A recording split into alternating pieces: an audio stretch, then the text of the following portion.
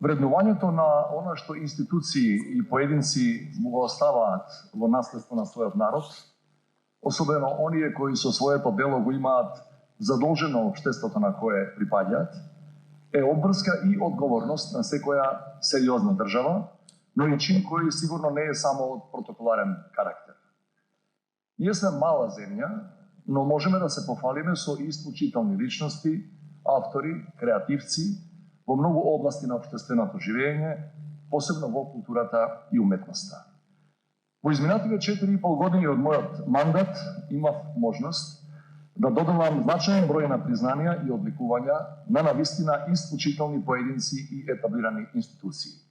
За жал, во некои случаи тоа беше постхумно или задоцнето, затоа што и кога постои волја, не можете во само неколку години да го исправите тоа што не било направено со децении. Меѓутоа најбитно е тие личности и институции од својата држава да не бидат заборавени.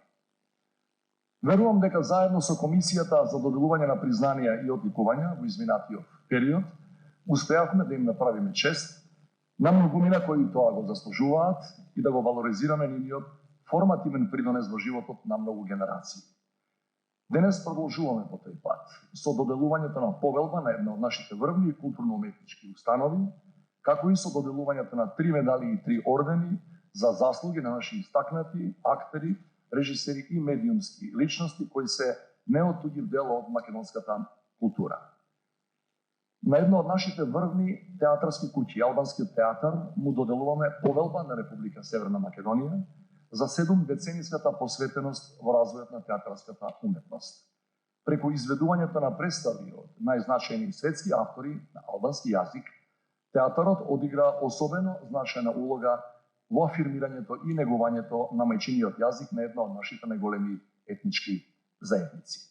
Воедно Албанскиот театар, кој посветува особено внимание на репертоарните политики, е институција од сферата на културата, која го промовира најзначајното македонско, но и светско драмско творештво и културно наследство, следејќи ги современите трендови во изведбените уметности. Театарот или штиците што живот значат беше и местото каде што еден од најангажираните и најуспешните наши актери и режисери, Коле Ангеловски, имаше незаборавни достигнувања. Покрај во театарот ќе остане запаметен и неговиот телевизиски и филмски ангажман, со кој Ангеловски несомнено прерасна во едно од најзначајните уметнички имиња кои трајно ја задолжија македонската култура. Телевизијата, филмот и театарската сцена се медиумите каде што Гоце Тодоровски оствари маестрални улоги, одушевувајќи ја публиката од сите генерации. Неговиот актерски талент секогаш успеваше да предизвика емоции кај гледачите, правејќи го еден од најомилените актери меѓу народот. Секогаш, кога ги спомнуваме големите актерски имиња, незаобиколно е името на Бајруш Њаков, еден од нашите најекспонирани, најзначајни и најкомплексни македонски актери со огромен меѓународен капитал. Со својот неспорен талент и мајсторска изведба на ликовите, Њаков делува сугестивно и моќно во низа примери на врвна актерска игра. Почитувани покрај овие 3 големи уметнички имиња на кои им доделуваме орден за заслуги, денес со нас е уште една неодменлива телевизиска тројка, која во популарната култура стана синоним за хумор и општествена сатира во независна Македонија. Љупчо Каров, Бранко Огњановски и Васко Тодоров. Тоа се тројцата креатори и реализатори на несомнено најпопуларното телевизиско шоу во историјата на независна Македонија, К15, на кој денес им доделиме медал за заслуги заслужено. Нивното критичко и хумористично представување на нашите дневно-политички актуелности и нивните незаборавни вонвременски скечеви и ден денес се паметат и предизвикуваат добро расположение кај гледачите.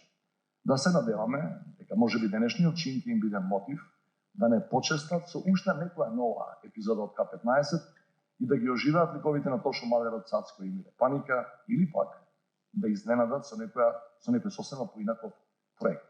Искрено сите ја преферираме првата опција. Почитувани од самите почетоци на цивилизацијата, човекот има потреба од катарза, од деконструирање на драматичното секојдневие преку иронија и хумор, од префрлање на реалноста во уметност и потоа преку уметноста оплеменување на истата таа реалност.